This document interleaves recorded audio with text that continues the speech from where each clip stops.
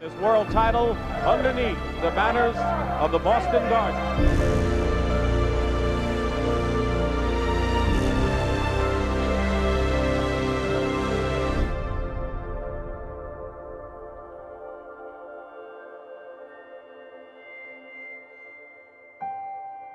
If greatness is measured strictly by championship banners, then the Boston Celtics epitomize the meaning of the word.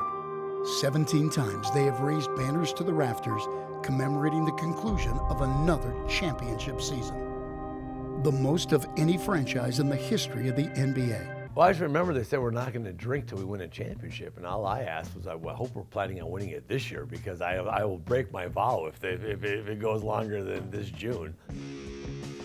Bird was kind of the first one. He goes, "That's it." He goes, "I'm not drinking till the season's over." I don't remember whose idea it was, honestly. Someone said it was Larry's idea. I can assure you it wasn't Larry's idea. Of all the things I can assure you of, it wasn't Larry Bird's idea. I can remember somebody come in the locker room and said, "No more beer or alcohol the rest of the year." I like to drink my beer, and I wasn't very happy about it.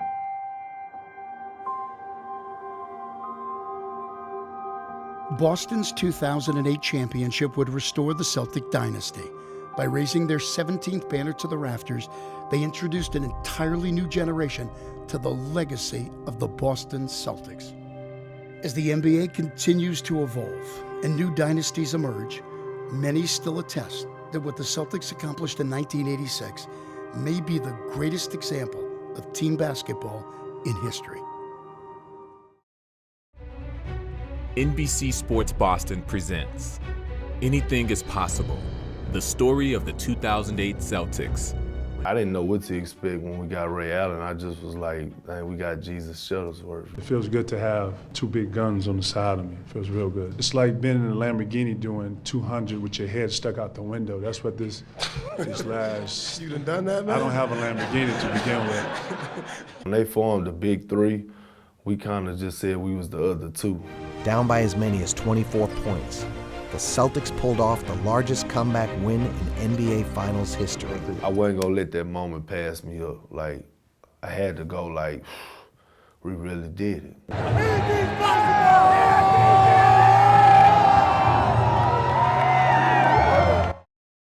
Believe it or not, guys, if for some reason the Red Sox would lose tonight, it would be the last time we'll ever see David Ortiz in a Red Sox uniform. Luke, does that maybe motivate this team, or does it put pressure on David and this team? Well, to me, I think it's motivated at the beginning of the postseason, right, to get him far. But as you're seeing right now, I wonder if that's not playing into it as well. You know, as this game goes on, if you are trailing, you know, not only David Ortiz is thinking, this is my last at bat, teammates who have already come out publicly and stated they want to take this guy to the World Series, maybe they start to feel the pressure as well. And right now, this team is so tight, you don't need anything else on their plate. Yeah, I mean, we certainly didn't envision this being talked about 3 games into the postseason. 8 or 9 days ago, when the big weekend celebration takes place, there was this feeling that, well, we'll get into the ALCS, we'll get into the World Series, and David will get one more shot. But he's looking at 3 and done if they don't win this evening. So I think that's caught everybody a little bit off guard. But I think, like Lou said, the best idea is to put that off and focus on winning the game, not preserving David Ortiz's career. Talking about the David Ortiz stuff, we should at least hit on that a little bit. Your thoughts on him coming out to the mound there, what brought him out there, and just your thoughts on how it all went down for him there. Look, it's good that he didn't make an out in his final at bat. The fans immediately started chanting Poppy once the game ended. I didn't personally see him go to the mound there. It's not surprising for what he meant to this organization, even after a loss, for them to want one final piece of him. Speaking of Joe Haggerty, he is in St. Louis, where the Bruins will try to take a 3-1 lead on the Blues in the Stanley Cup final. Hags, go ahead, defend yourself. Do you feel like your criticism of Torrey Krug back in March was validated? I think it was warranted. I mean, all I did was ask the question, are they better off defensively in the playoffs without him? And in that story, if you actually went beyond the headline, Trenny, and read the whole story, like most people did not, clearly the Bruins players did not, the end result, the end summation was he's way too valuable to this team offensively, way too valuable on the power play to take him out of lineup just because of some defensive liabilities. But hey, if I'm not asking those kind of questions, I'm not doing my job, but it's all good. If Pasternak wants to hold on to that, if Brad Marchand wants to hold on to that, if Torrey Krug wants to hold on to that, and now clearly I'm being proven wrong because Torrey Krug has been awesome in these playoffs, then all the more power to him. But first, let's hear from Patrice Bergeron in the locker room. Had your chances there in the third period, at least score-wise, but didn't get the push you were looking for. Yeah, we did have a few chances. That being said, obviously, spend a lot of time in our zone too, and when that happens, eventually they're going to capitalize. So did get our looks, but again, I think we can be better in our zone, and when we do, we have spend more time in their zone. Well, we played against arguably one of the better teams in the league.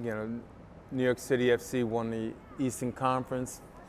I think finished second in the Supporters' Shield, and they're an outstanding team. They put three designated players on the field against us, and they came here with a real good attitude because they wanted to win the game and guarantee first place in the East, and they came out real hard. And I thought over the first 20 minutes, they certainly had an edge on us. But after that, I think we got settled into the game and played much better. And over 90 minutes, it was one of our more complete games of the year, and we scored 2 outstanding goals. We got a clean sheet. We got a couple of key saves out of Matt Turner at the end of the game. So it was pretty much a complete performance against an outstanding team, and securing a playoff spot is an accomplishment for this club at this point in time, given our history over the last couple of years. So that was a real positive. Coming in, halfway through the season of last year, it's tough to join a team that way. And again, like I said, I was looking forward to starting, fresh with the guys. Now we're all starting fresh. We have rookies, newer players, and that's where the chemistry starts building, and I like that. Life through the eyes of Travis Ramser II looks pretty simple. Lead Statesville to a state championship. I'm going to give it my all. I'm not going to leave nothing behind. Graduate from high school and head to East Carolina to play football and baseball. But his story is made more remarkable when you understand the full journey. It begins 10 years ago. Yeah, I got caught up in the mix of stuff, and he ended up getting a life sentence, so he hasn't been in my life since then. Travis's father, Travis Ramser I, faced the death penalty for the 2004 murders of Angelo Stockton and Timothy Cook. In 2010, he was sentenced to life in prison without the possibility of parole. Every child wants to have both of their parents in their life, but I guess it was something I had to get adjusted to and used to, since he's not going to be able to come back home. Initially, the true weight of the life sentence was something a young Travis struggled to understand. He said, "Can you please make it home before my 12th grade year of high school?" He said, "That's all I asked for." And when he come now, it's like, you right here in your 12th grade season, and I'm still right here, so it's hard. For the next decade, the formative years of his son's life, Travis Ramser only saw his son at most every few weeks for 2 hours at a time. I seen him growing up behind a glass window, and I see the excitement on his face when he come, but the hurt on his face when he leaving. Watching his son leave is the hardest part. It's like somebody is pulling my heart out, because he is my heart. There are people that would say you deserve to feel that pain and to feel that hurt when your son leaves. Those same questions that you just asked is things that, we talk about as father and son. It has to be a forgiveness. Don't carry that hurt. Hurt will cause us to be put in a situation to where it's too late. Promise I'll never leave my son, but I'm here.